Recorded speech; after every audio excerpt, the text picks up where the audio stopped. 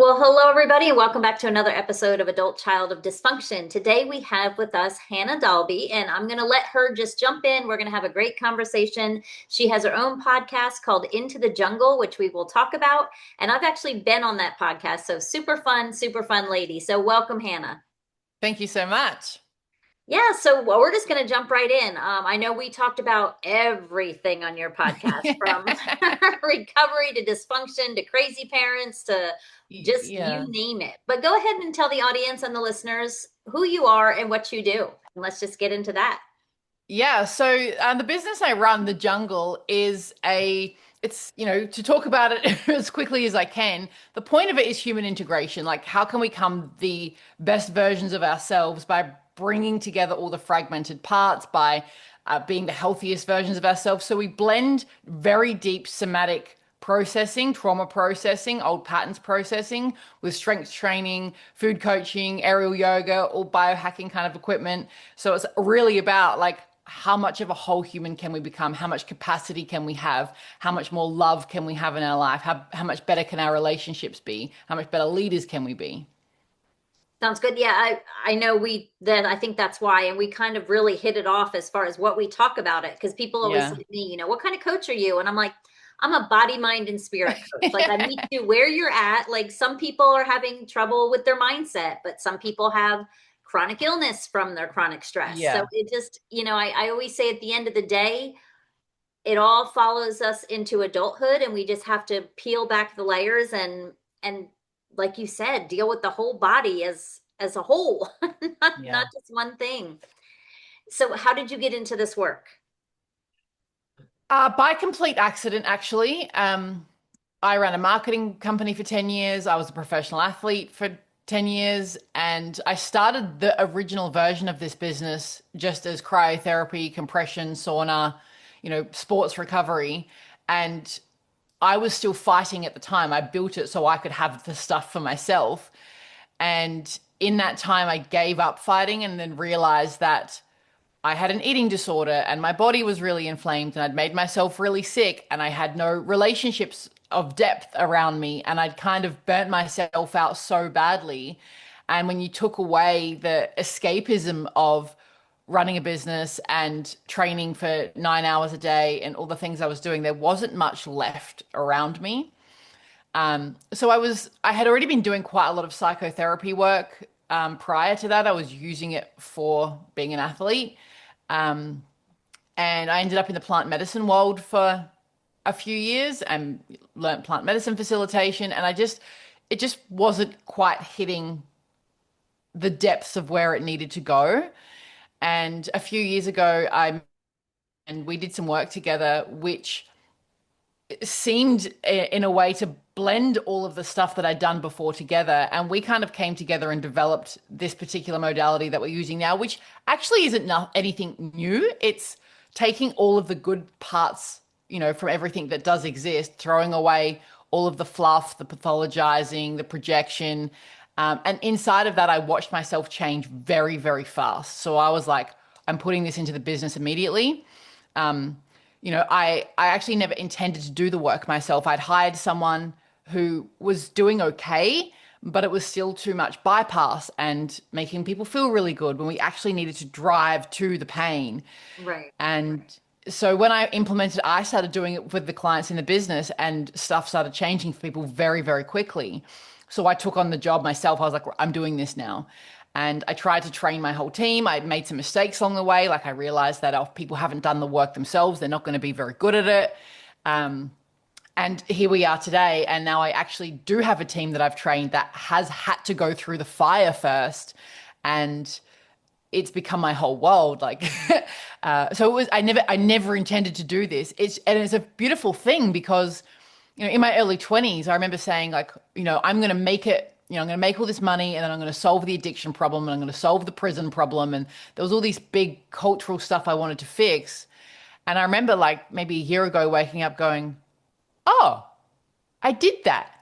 I Right. did the addiction thing. And I didn't mean to. It was just like a deep core desire of me. And it kind of felt like God coming through me and going, do this because of all of the times in the business where I felt like, what am I doing? like I should shut this down. This is hard. Where am I going with this? But there was always this feeling of like, you're not allowed to stop. This is something bigger than you. This is something bigger than you. This is something bigger than you. And so I haven't stopped amongst all of the pain and suffering to get here. And now I'm very proud of what exists here, and I'm very proud of what we can do with clients. And sometimes I have to pinch myself, like, did I make this? Well, I think a lot of times people get that message and you have to listen to it. Like, Yeah, people, my husband says it all to me all the time when I'm like, oh my gosh, this is crazy. I just don't want to do this anymore. Like and he'll be like, you literally survived everything you survived for a purpose. And there yeah, is somebody just keeps edging you. You like kids keeps egging you along, going, just keep doing it, keep doing this, write a book, write a book for children that you wish you had had. And a long time ago, though, I do agree. And I know we talked about this last time, at least I think we did. You have to get to a point too, though. Like you said, you went through and you did all the work, but you also have to be at a point where you helping other people is no longer only your therapy, if that makes sense. Does that?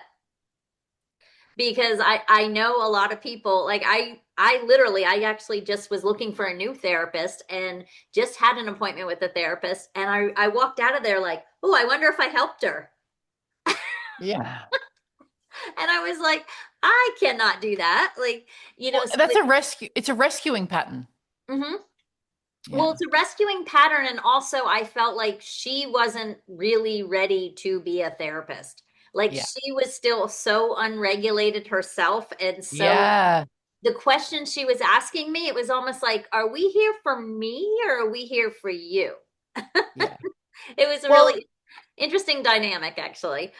I think that's true, and I even notice it, and like I make it a very, very, like, it is the entirety of our culture, and I say it weekly, is you are not taking your clients somewhere you haven't been. You Right. can't. And it's not because you don't have the skills, it's because their nervous system will test it. And if you haven't dealt with it in yourself, it'll go not safe. Yep. And because you actually energetically, it's like, well, there is actually judgment there, or there is actually some undone stuff there, or you won't really be able to hear it. And so the nervous system just bounces out.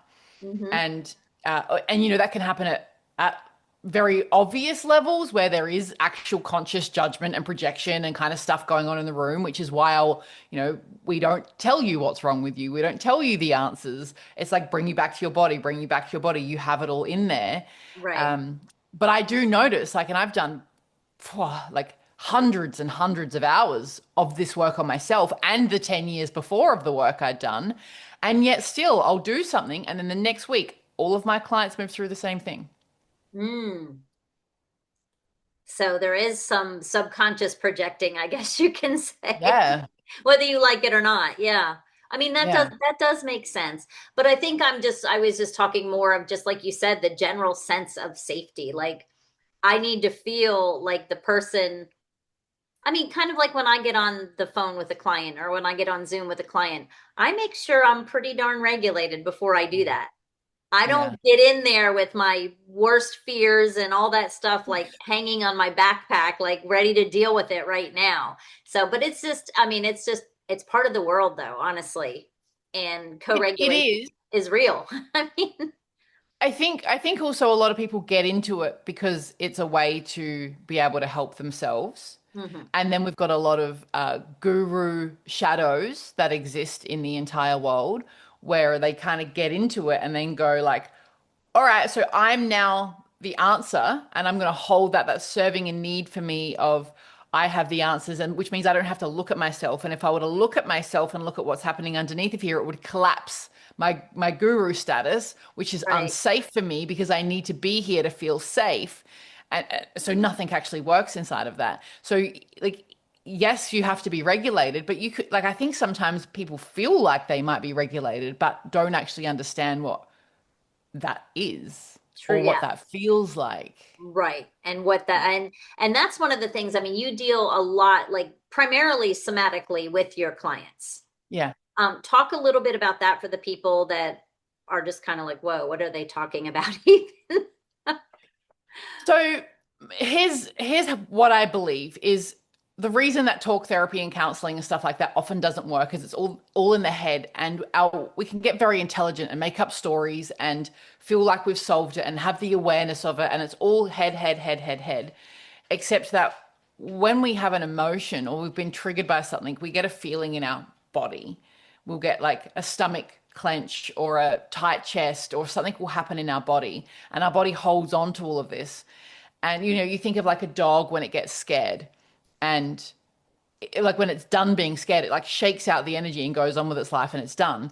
Yet us silly humans like hold it in and pretend that we're fine because we're supposed to be good girls, and or we're supposed to be men that don't have emotions, and we're supposed to be grounded and stoic, and you must not be, be seen and not hurt, all of this stuff that goes on.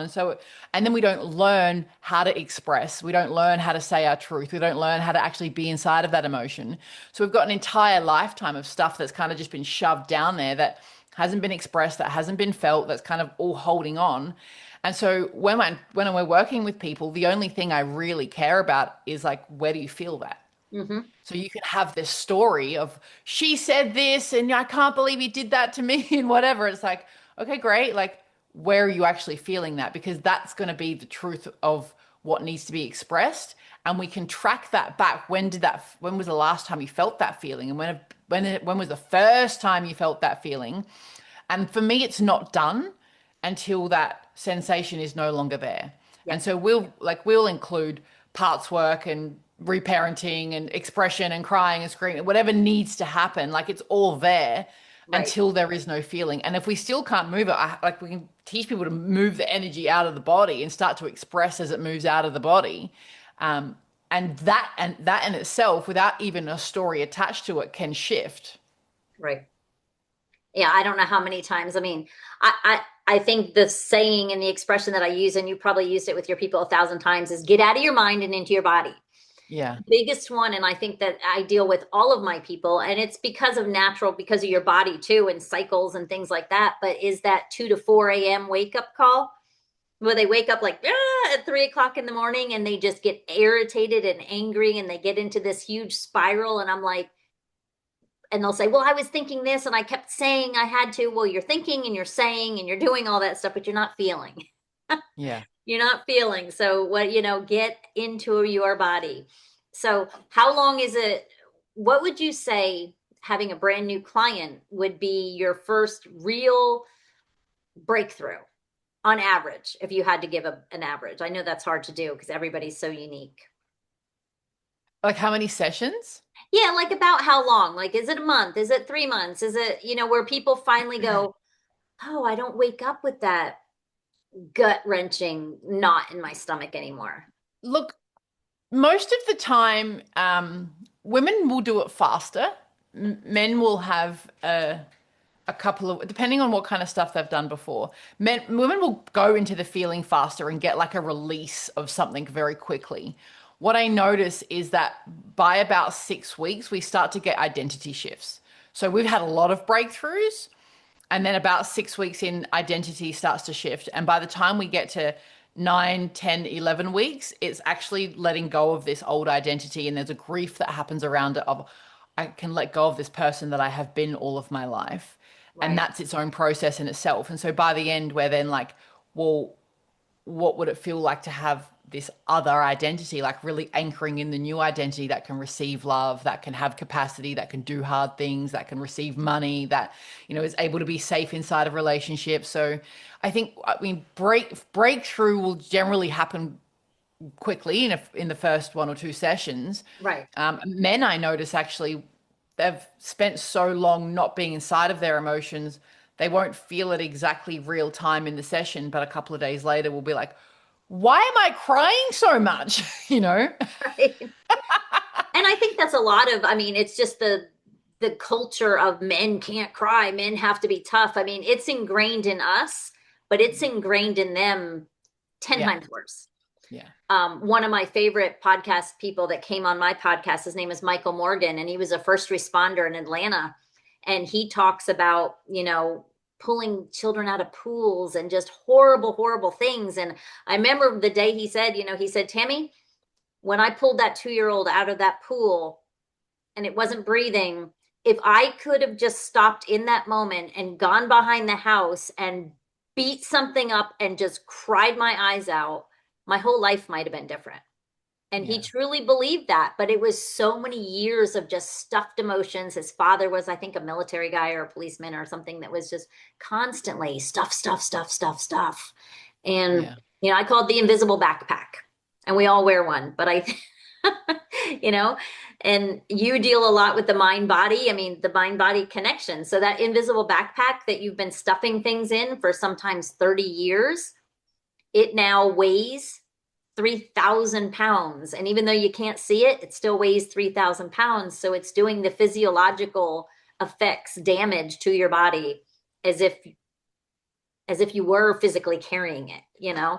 Well, it happens exactly like that. The amount of women that I mean, myself included, that have lost physical fat, physical weight off their body by letting go of the emotions, it just falls away. The inflammation goes away. They're not protecting themselves anymore. They don't have to carry the weight of it anymore.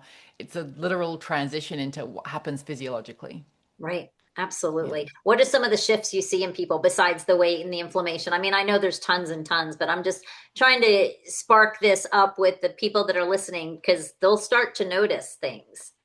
Does Yeah. So, I mean, this week specifically, I've actually been thinking about I need to do like what's in the field this week because I always like with my clients, like whoever's kind of part of the company that's kind of in my field, people will start moving through things at the same time. It's almost like we've got this energy center, and as one person lets go of something, it gives space for someone else to let go of something.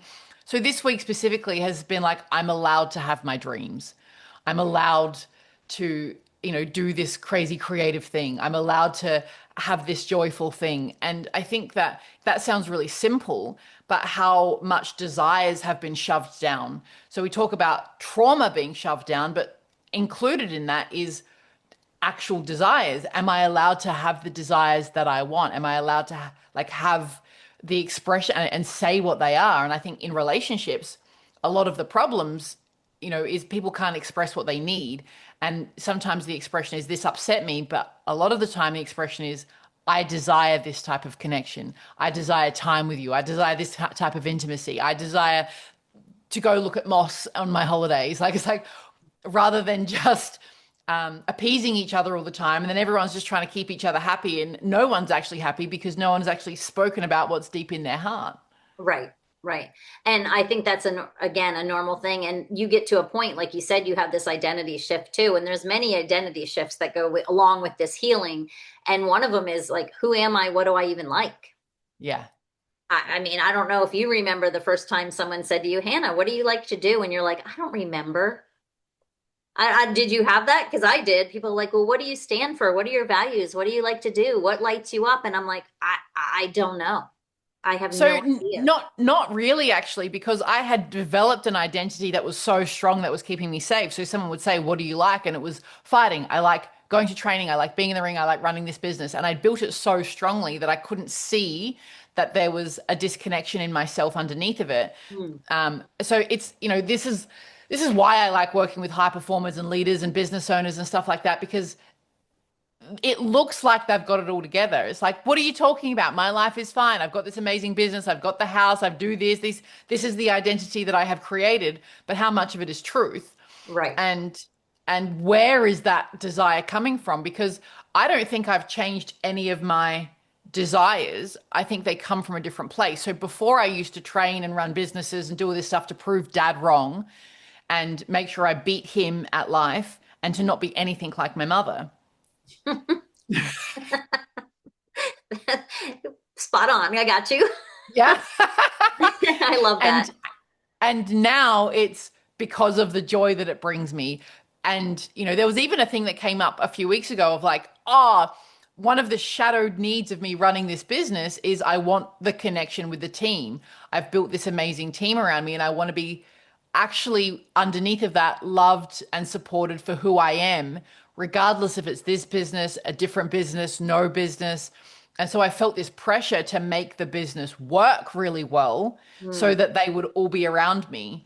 And when I undid that, and it was like, oh, like I can choose to keep these people around me, whatever I'm doing. And now I choose to run this from purpose, from joy, from play. The shift was huge. Like Mm. when I undid that last little crux of it, it was like, phew, and I was like, oh, that was in the way. Got Mm. it. And And how even long the ago was training, this? right? Like, hey, How long ago was this? like a month ago? A month. Okay. And your business has Yeah. probably doubled because you're coming at it differently now. You're Yeah. coming at it so differently. I can only imagine. Yeah. There's no exhaustion in it. Like I can do so, and I can actually stop. So, it allowed the growth that I actually wanted. And now there's enough space. And I'm like, huh, I know the intention was to build this where I could go back to training and I could go back to the things that I loved. And now it's actually here. And it was like, oh, and I'm allowed to do that. There's no pressure to like keep being busy. I can just go, I built a team. You did that hard work. Let them do the work. Go and Right. do the things that you love. And I do love fighting and I do love all of the stuff that I've always done. It's just not to prove anything anymore. It's Right. because it makes me happy. Right.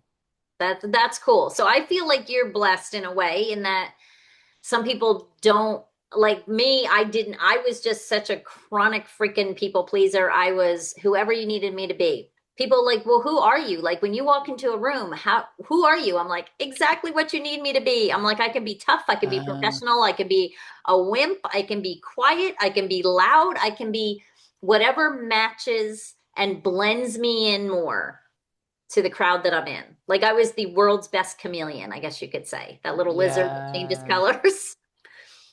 So So I that makes sense of why you were like, I don't know what I like. I didn't because I was like, I don't know. I was thinking about it today. I actually did a live and it was like, how do you know? Like when you meet someone within 3 minutes, I can tell if they're kind of in that fight or flight or, kind of I'm not really myself and I'm kind of uncomfortable in my skin kind of Mm, vibe. You just get it. And one of the first things is because if you say, hey, what do you feel like eating? They'll say, I don't know, whatever you want. I don't care. yeah. And that was me for 30 years. I don't care. I don't know. Whatever you want is good. And I could literally go, and even at 40 years old, I could go to someone and say, man, I'm dying for some Chinese food. I just want some ugu gai pan. And they'd be like, hey, we were thinking about going out for Mexican. And my whole stomach and everything in my soul would get so angry, but I'd be like, okay, I guess it's a burrito. Yeah. And it took me, but because I didn't part of me was just so used to appeasing people. Like I said, that was who I became. Became the chameleon. I became the whatever, the doormat. But boy, what a liberating feeling when all of a sudden you're like, no, screw you. I want Chinese food. Yeah. Well, actually, we were talking about this a lot this week in that it's actually not protecting everyone else. It's protecting yourself from the uncomfortability of them being uncomfortable. So you're not actually serving anyone else other than yourself anyway, No. and which doesn't serve anyone. No one can grow. Like you don't, it's just running I've had the energy. I've had the people pleasing energy in running a team and I do it really badly with women because of the relationship I had with my mother. And Hmm. it cost me hundreds of thousands of dollars in mistakes because I wouldn't let other people be uncomfortable. Yep. Yeah. Yeah, no, absolutely. But you think yeah, I mean, it's funny because a lot of people do that and they think, well, I'm just kind. No, you're not. No, You're you're afraid of not. what they think of you. You're Yeah. afraid of the repercussions of actually Yeah. standing up and telling your truth, period. Yeah. I don't care how Yeah. you look at it, how you slice it. Yeah.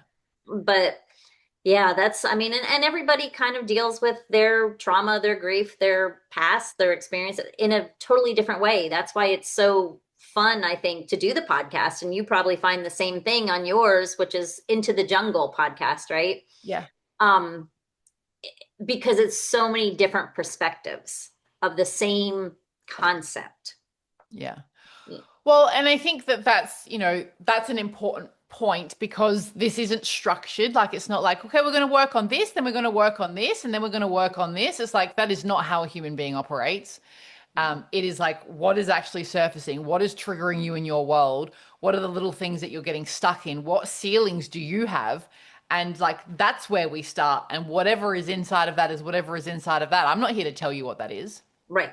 Exactly. I've had people that will come in to me or they'll be sitting down or we'll be on a Zoom and they'll say, "Well, this week we were we were working on this, and then I'm like, okay, what happened this weekend? And then they'll tell me it totally off, and I'm like, and they're like, but you said, who cares what I said? This is not where you need to be right now. We need to meet you where you're at. Like, you need to meet you where you're at. Like, who gives a rat's butt about the quote unquote homework I gave you or things to Yeah. work on? If you didn't tell me you were going to spend 3 days with your estranged mother. Like, that might have changed the homework going into Yeah. that, you know? Yeah. It's funny. People, I mean, it's just that's the world we're in though. And that's the great thing about it is it's not linear and it's not an A to Z by any stretch of the imagination. Not even close. No. So tell us about your podcast. Yeah, so the podcast originally started, it was years ago now. I woke up in the middle of the night, 1 o'clock in the morning, and was like, you have to start a podcast. And I got out my journal and wrote down the first 12 people I must interview. And I was like, all right, you can. So the point was to tell my story. I mean, I was a drug addict for a very long time that was like secret. No one knew about it. It was, I lived a double life essentially. And so I thought, oh, I have to tell this story. I have to tell the truth. The problem was, is my parents didn't know, and so that was a whole other thing. Is like I had, if I'm going to put this on the internet, and it was like, yeah, so like no one knew anything, and I refused to do it until I got it all set up really nicely. So it took about 18 months before I did anything about it. Oh wow. Found a friend that had a studio, but then I had to fly down to South Australia where my parents live and meet them on neutral ground. And sit them down and actually tell them like, okay, so this has actually been what's happened in my life, before I put it on the internet. Wow. It was horrendous, but I that process of actually telling the truth to them and then starting to tell the truth through the podcast, my thyroid issue disappeared and my gut issue disappeared. So like both of those were lifelong issues, just gone in a couple of months. So obviously it was a very important thing for me to do. Mhm. And so the initial part of it, it was called something else at the start. I don't even remember anymore. And the point was to tell my story of, yes, I was a drug addict when I was 15 and I had been in domestic violence and, I'd lost all of my houses and I was lying to everyone all of the time, living this double life and all of this chaotic stuff had happened. And I just one day woke up, decided I was done with that, got myself clean and went on with my life. And just no one ever knew the struggle of what I went through. Mhm.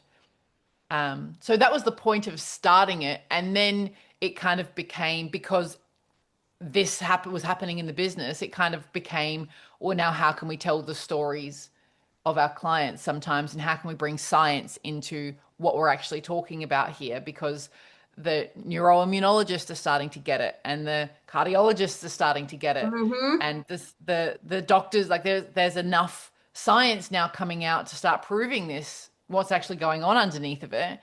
Um, so I actually haven't recorded in a little while. We're going to do one next week, really focusing on all of the relationship stuff, because I think that we focus a lot on relational dynamics and relationships that aren't working, or people that keep ending up in the same relationships all the time, no matter what, even though they know it's not the right thing. So we do a lot of work inside of that. And just to speak to what's actually going on, because I think that a lot of the stuff that's out there around, you just need to communicate better and learn nonviolent communication. And like, it just doesn't work if the nervous system is stuck in the same patterns. Yep. Yeah. Exactly. Exactly. Wow, that's crazy. I'm picturing that story. That's insane. I didn't know that about, I mean, I knew about the drug addict and stuff, stuff like that, that you went through that, but what a perfect example for you to train on and for you to teach on too about the mind body connection. Like you said, as soon as you got this out, the thyroid problem was gone. I always say the thyroid is like your last defense mechanism that your body has. Like, it holds on as long as it can possibly hold on, and it takes the brunt of everything. But how many people, I just had somebody else on this podcast that said they sing now, but they were so stifled and had no voice for so long that they got thyroid cancer. And they were like, Mm. it didn't, like, their doctor was like, no, that's not a thing. And she was like, no, I know for a fact. Like, your body and you know what's going on in your body. But it's just funny that, not funny, but it's very speaks to what you do and what I do, as far as, like you said, the gut issues gone as soon as the stress was gone. It's Yeah. amazing. Yeah, I mean, I think there's a lot wrapped up in that. And I mean, we should do a lot of clients with chronic illness type of stuff, like fibromyalgia. I've worked with a lot, which is anger turned inwards, and or like autoimmune is always anger turned inwards. Fibromyalgia specifically is like I need to be suffering in order to be loved, supported, taken care of. Yep. And so as soon as you can actually put someone back in their power, oh, go on. Yeah. No, Yeah. it's I agree, and I know it ruffles a lot of feathers when I say things like, people will say, "Oh, well, she got lupus, or she got fibromyalgia, or she got this," and I'm like, she needs a good therapist. She Yeah. needs to get it out of her body. Like, it is Yeah. literally kill. I mean, it's dis-ease. Your body is at dis-ease, and I think we talked about the energy scan that I do with you know, the Yes. whatever the frequencies, with Yeah. 171,000 different frequencies, and it's all, your body is all energy. And if people understood and they really believed the concept of where your attention goes, energy flows, there would be no question about how something holding your voice back is going to affect your throat or your thyroid or anything in that area. Or, the number of people that have a horribly ugly divorce and then they have breast cancer. I mean, there's connections. There's no doubt in statistics. So I know I don't like to throw my 2 cents in there, but it's like, read the studies. They're out there. There are studies on it, and there's some new science that's coming out, which is actually showing, and I can't explain it very well, but it's showing that there are signals in our body which are giving instructions. There's these little things that are giving instructions, and they've noticed that when someone deals with a stress or deals with a trauma, the instructions change. Mm, So they're starting to actually understand the mechanisms that are happening inside of the body that are making this stuff happen. And the neuroimmunologist that I interviewed was, speaking to the same thing of sometimes the instructions start in the body and sometimes the instructions start in the brain. You have an immune center in both places. So that's why sometimes mindset stuff works. right, And it's why sometimes it doesn't, because it's a body-based thing first. right, And we can kind of override with thought in some ways. I get kind of frustrated with the idea of it because I think that sometimes overriding with thoughts bypasses the feeling that was unexpressed and not really giving you an understanding of it. But for sure, like there is some truth to the way that you speak about yourself and the way that you speak into the world and the words that you use, and shifting a mindset around something can absolutely shift that. But I think it takes it's a double-sided approach. yeah. I've got a client at the moment that we're just over 3 months now. We're kind of tacking on some on the end because one of my philosophies is get the job done. Right. Yeah. Don't leave them Um, hanging. so yeah, get the job done. And it was a really, really big identity shift for her. She'd been so negative her entire life, which was trying to prove that she was not good enough because that was how she was treated. She was, you know, her sister passed away when she was very young, and she was just the nothing. I'm Mm, not important. She was sent away, all of these things. So it's been this lifelong thing of I'm not good enough. So she has found the negative in everything, in everyone, everything that could possibly have happened. And so we've done the internal work, and now it's actually a little bit of shifting of the habits around how she speaks and what she sees, and putting a little bit of force and practices in. I want you to notice the good things that have happened in the day. I want you right. to tell your husband 3 things you love about him every week. I want you to tell yourself 3 things that you've done Mhm. well this week, and like make that a practice, and until the brain starts to go, I'm allowed to do that. Because if I'd told her to do that 3 months ago, her nervous system would have had a meltdown about it. But Yeah. we've done enough work now where it's actually landing. And she's like, it does feel good. You're right. Hmm. Yeah. No, but you're right, and it is a two-sided approach, as you put it, because I say that all the time, and I say it with affirmations. I don't have anything against affirmations, but Yeah. if you don't feel lovable and you want to feel lovable, sitting there looking at yourself going, "You're lovable," is not going to work. But if you Yeah. get down on the floor and your puppy is licking your face, basically staring at you, going, "I love you more than life itself," and then you do the affirmation, I feel like it hits better. because you, again, you're in your body feeling what it feels like to be lovable.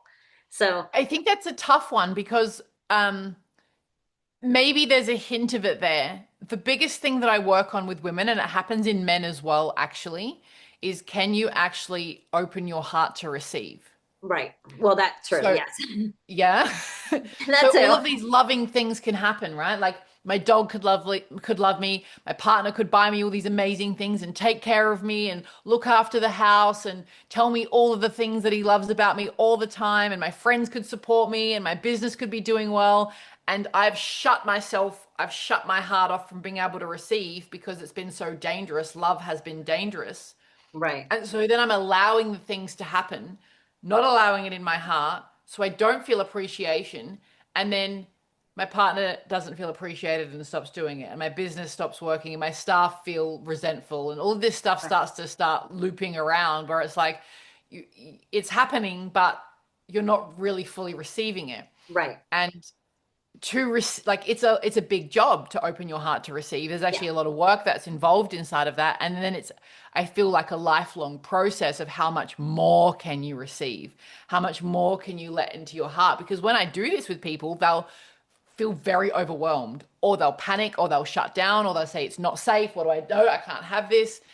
And then you start pushing more and more and more in, and it's like this is really overwhelming. It's like, yeah, no shit, like no wonder you're not allowing it into your heart and your life. There's actually so much around you and Right. it's just not landing in here. But once you can let it land in, you start to want to give back. You automatically and naturally start to want to appreciate and be in gratitude and give back to these people and love back to these people.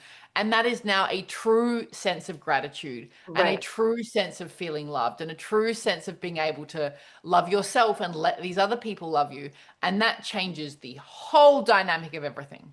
It does. No, that is absolutely true. 100%. And I literally, do you remember the first time you felt that? Can you put a moment on it or no? Uh, Look, there's probably two things that I could speak to. The first one, I did an ayahuasca journey and spent 2 days experiencing what it was like to be fully seen. And it was the most uncomfortable thing I've ever done in my entire life. And that doesn't mean that it was done. What I did was got the experience of it. Hmm. And then I had to spend a year actually figuring out how to let that happen. Yeah. And through that year was being able to let love in. And it was in session. I was like, it was through the work that I was doing, and I had someone else doing it for me. And I remember it feeling like an absolute panic. And then I had to go and do the work inside of my relationship first. Mm. And really noticing how I would turn away at things and have to actually say out loud to my partner, I'm really struggling to receive this. It feels like too much. So I'm sorry that I don't may not be like as appreciative as you want me to be. I'm just finding it hard to allow it in. And then I'd have to go and work on why. Mm. Yeah, I mean, it is a process. And a lot of people, like when I would talk about the affirmations and I'm kind of, I guess, coming from a place of someone who has already gotten there, and Yeah. so that's where I'm coming from. So I do get that. But yeah, the gentleman I talked about, Morgan, he, what's his name? Whatever Morgan's, I can't remember his first name. I just said it, but he went to and did an ayahuasca weekend, and that was his whole turning point. He said it was the Yeah. most uncomfortable, but yet he said after everything he had been through, all the healing, everything. He said that was what literally he felt like healed him in like a weekend of like the It's an PTSD. interesting thing, right? I've done maybe 60 different plant medicine journeys, over the years. Lots of ayahuasca, lots of bufo, lots of mushrooms, all of this kind of stuff. And I don't think it would have landed in the same way had I not been getting integration work done. Mm. And like when I actually look back at it all now and having facilitated it as well, is it seems to be a moment where you can experience what it could be like. And it opens you up to experiencing what it could be like. And that's when the work begins. It is not the healing is no long is not done. It's Right. shown you what's possible and shown you how to get there. And if you don't do the things to actually land there, it eventually, like, you feel amazing because it's a psychedelic for a really long time, and then Right. the kind of the patterns start to seep back in again because you haven't actually integrated it into your life.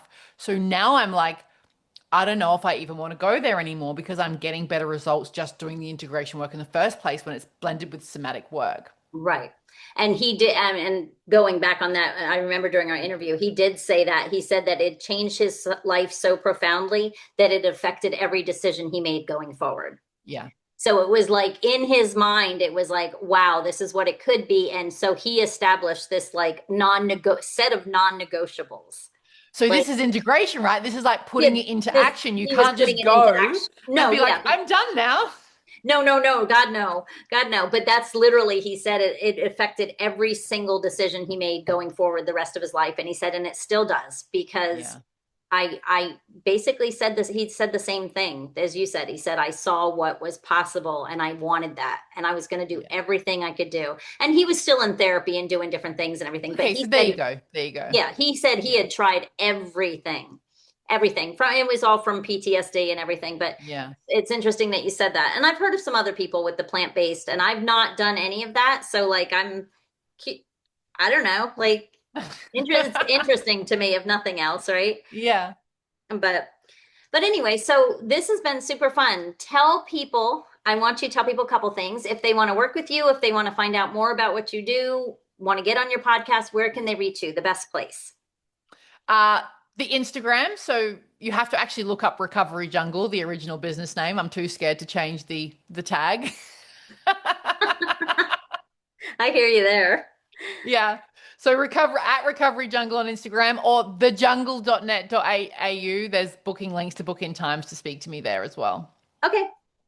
Okay. And you work individually with people, you work groups. What is your most It's all one-on-one. So even in the couples work that we do, we separate them and do their own work, and then we bring them together towards the end. It's all, I mean, I've watched group stuff happen for so long.